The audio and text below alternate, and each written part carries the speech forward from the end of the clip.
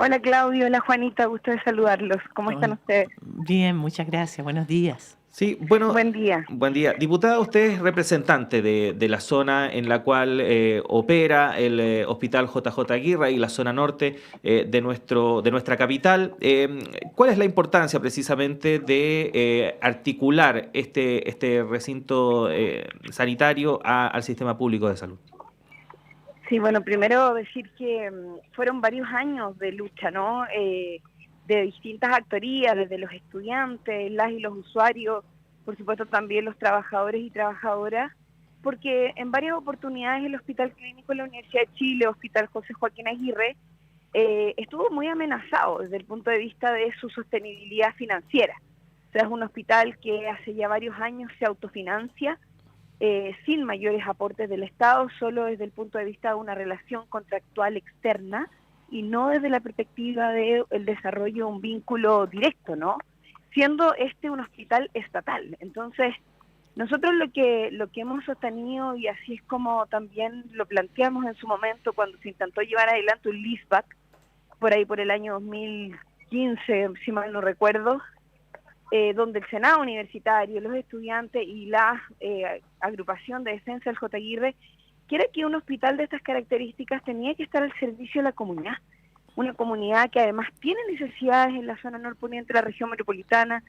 Todos sabemos y ha sido de público conocimiento el retraso que hay en la construcción del segundo hospital de la zona norte, y obviamente eso ha generado consecuencias. El Hospital San José es un hospital que está absolutamente colapsado desde el punto de vista de su capacidad. Y eso evidentemente trae consecuencias en la calidad de atención de los usuarios, pero además trae consecuencias muy concretas en la vida de las personas que están ahí. O sea, nosotros en más de alguna oportunidad dijimos, bueno, ¿cómo es posible que estando en un hospital clínico estatal como el del José Joaquín Aguirre, frente, literalmente, pero estamos hablando como de cruzar una calle, ¿no?, del Hospital San José, este no puede ser utilizado para descongestionar las necesidades de urgencia en el contexto, por ejemplo, de las crisis de invierno o cuando teníamos situaciones complejas durante la pandemia, etcétera? Entonces, esta es una medida muy importante porque de alguna u otra manera establece una forma de relación distinta entre el Estado de Chile y un hospital que es de propiedad estatal y que además no tengo ninguna duda que desde el punto de vista de su calidad, de la atención y todo lo que ello significa, son los formadores del más del 50%, casi el 54% de los especialistas, de las especialistas de nuestro país. Entonces, son muchos los elementos que hoy día dan cuenta de que la contribución del Hospital Clínico de la Universidad de Chile a la red pública de salud va a ser muy importante. Así que esta ley que anunció el presidente Gabriel Boric hace ya un tiempo atrás, la veníamos esperando, trabajamos muchísimo en ella. Hay cosas que todavía sin duda se tienen que seguir perfeccionando, pero al menos estamos en un proceso muy importante de avance y ya la ley fue aprobada en términos generales y particulares en la Cámara de Diputados y Diputadas, una comisión mixta, y ahora falta solo el trámite del Senado para que pase a ley de la República. Diputada, ¿cuál sería la característica, cuál sería el mecanismo? ¿El Hospital José Joaquín Aguirre va a funcionar igual que cualquier otro hospital de la red pública de salud del país, con el mismo tipo de financiamiento de parte del Estado? ¿Hay alguna diferencia? No, hay diferencia, Juanita, porque el hospital ya tiene un mecanismo de financiamiento que claramente es distinto al que han tenido los otros hospitales, un mecanismo de financiamiento de autogestión, de autofinanciamiento. El Estado de manera progresiva, y en eso nosotros hemos ido incorporando progresivamente recursos para poder financiarlo a través de una glosa, sin embargo, y también a través de la compra de prestaciones. Acá lo que se va a constituir es un convenio, ya un convenio mucho más amplio, para ir progresivamente incorporando los servicios del hospital clínico a la red pública de salud en relación a especialidades, que es algo que ya se había venido experimentando, pero que ahora se va a profundizar aún más en relación a ciertas áreas de salud, y también a abrir mayormente el acceso a usuarios de FONASA. Y uno de los mecanismos que se prevé, digamos, y que quedó contemplado de manera explícita en la ley, es que, por ejemplo, haya derivaciones de algunos servicios de salud, particularmente desde la atención primaria, de manera directa hacia el hospital clínico para la resolución de ciertas áreas o especialidades. Entonces, tanto desde el punto de vista de la atención médica como de la resolución quirúrgica. Por lo tanto, creemos que, bueno, son avances muy significativos, esto va a ser progresivo, evidentemente es un nuevo modelo que se ha creado porque no existe otro modelo con iguales características. Vamos a tener que también ir experimentando, digamos, y aprendiendo y perfeccionando la medida que aquí hemos tomado, porque al ser un modelo nuevo, evidentemente se proyectan algunas cosas que pueden sin duda ser mejoradas posteriormente, dependiendo de cómo sea su resultado, pero por lo menos ya estamos encaminados en que el hospital vuelva a ser un colaborador directo de la Red Pública de Salud, evidentemente un hospital estatal reconocido por el Estado y financiado por el Estado de Chile, y creemos que con esos elementos por lo menos ya damos un paso relevante en el fortalecimiento de la salud pública y evidentemente cuidamos y protegemos una institución estatal de ser privatizada, que es el riesgo permanente al que se ha sometido el Hospital Clínico de la Universidad de Chile, producto de la deuda que arrastra hace muchos años, pero al mismo tiempo también porque es un hospital que genera investigación, que genera docencia, que tiene otras características respecto de otras instituciones del país, y eso también hace que el tratamiento y la forma de financiamiento y las particularidades del hospital sean diferentes probablemente a los otros de la red. Pero bueno, es un proceso de integración progresiva que hay que ir desarrollando y que tiene ya algunos pasos a seguir en el corto plazo. Sí, diputada, nos quedan solo un par de minutos, pero bueno, esta decisión, ¿no?, de incorporar este hospital a la red pública de salud va un poco en la línea con lo que hemos visto durante estos últimos años, ¿no? La pandemia nos demostró la importancia de que el Estado tenga una presencia importante en materia sanitaria. Así también lo han hecho ver, por ejemplo, los funcionarios respecto del presupuesto que se tiene que otorgar a esta área. Pero, por ejemplo, en el Consejo Constitucional hemos visto lo contrario, hemos visto una idea de lo que debe ser la prestación de salud, donde se relega al Estado a un rol secundario y se mantiene una prevalencia del sector privado. ¿Cómo ve usted ese debate que se ha dado en torno respecto de cómo interpretar la salud en nuestro país? Bueno, lo veo con mucha preocupación, Claudio, igual como veo todo lo que está pasando en el Consejo Constitucional, ¿no?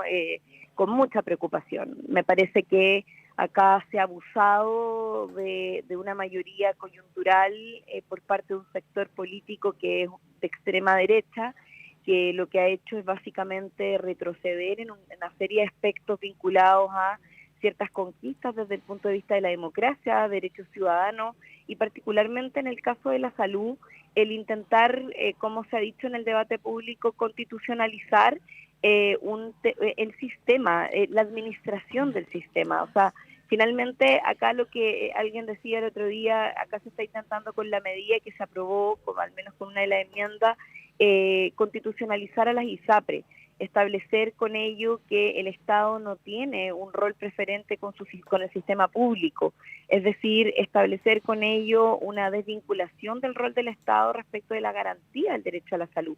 Y creo que eso es un retroceso tremendo. Nosotros creemos, yo por lo menos así lo creo, es que el Estado de Chile tiene una responsabilidad fundamental con garantizar el derecho a la salud de calidad, el acceso a la salud también de calidad y oportuna de todos los ciudadanos y ciudadanas.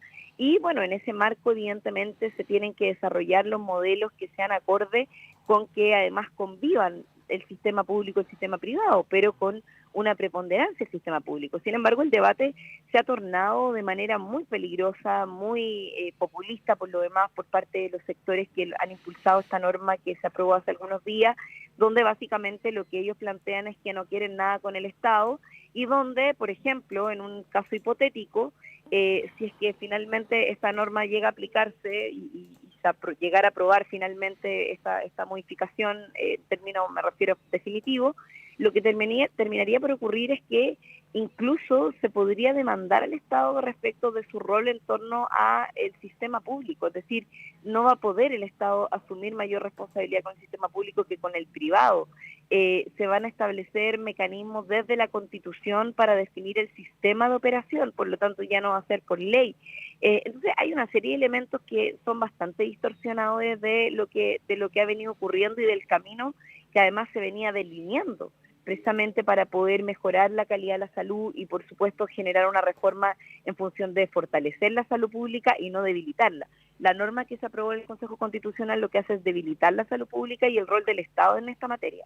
Entonces, es muy peligroso, a mí me parece que es una de las aberraciones, entre otras, por supuesto, que no puedo dejar de mencionar, como el retroceso en materia de derechos sexuales y reproductivos, en el caso de la interrupción voluntaria en embarazo en 3 causales.